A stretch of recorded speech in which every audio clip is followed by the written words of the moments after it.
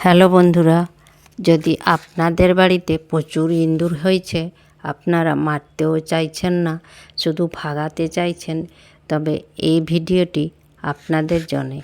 আজ আমি আপনাদের জন্য নিয়ে এসেছি এমন উপায় যা করলে যত ইঁদুর লুকিয়ে আছে সব পালিয়ে যাবে, আর কোনো দিন আপনাদের বাড়িতে ইঁদুর ঘুরে আসবে না।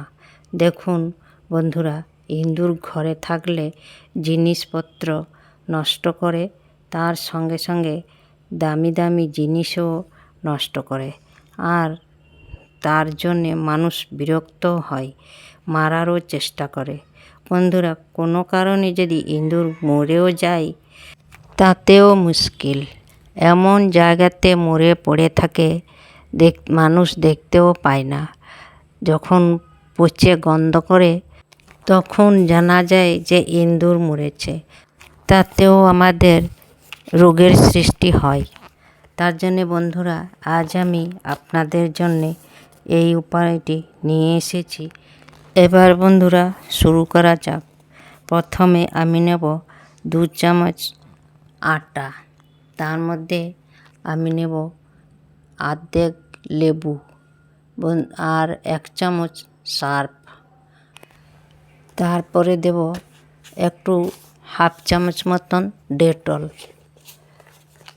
তারপরে ডেটল দেওয়ার পরে দেব 1 চামচ ভিনিগার। এটাকে ভালো করে মিশিয়ে নেবেন। আর 4-5টে কাঁচা লঙ্কা, যে কাঁচা লঙ্কাটা আমি দেখিয়েছিলাম, কাঁচা লঙ্কাটাকে আমি ভালো করে থেতো করে রেখেছিলাম, সেটাকে মিশিয়ে দেব। ভালো করে মিশাবার পরে একটু একটু জল দিয়ে ভালো করে এটাকে পেস্ট বানাতে হবে। বন্ধুরা, খুব পাতলা করবেন না আর খুব মোটাও করবেন না। আপনাদের ঘরে যদি ভিনিগার না থাকে তাহলে একটা গোটা লেবু দিয়ে দেবেন, আর যদি লেবু না থাকে ভিনিগারও দিতে পারেন। এভাবে ভালো করে মাখিয়ে নেবেন। তারপরে আমি একটা কাগজ নেব, ওই কাগজের মধ্যে ওই পেস্টটাকে লাগিয়ে দেব ভালো করে। লাগাবার পরে ওটাকে গ্যাসের নিচে আমি দিয়ে দেব, আর দেব ফ্রিজের নিচে। আর তারপরে আমার ঠাকুর ঘরেও ইঁদুর আছে, ওখানেও 2টি পুড়িয়া দিয়ে দেব। এভাবে আমি যেখানে যেখানে ইঁদুর আসা যাওয়া করে সেখানে সেখানে আমি একটু একটু করে কাগজ রেখে দেব। আপনাদের যেখানে যেখানে ইঁদুর থাকে সেইখানে সেখানে আপনারও এই রেমেডিটা বানিয়ে দিয়ে দিতে পারবেন।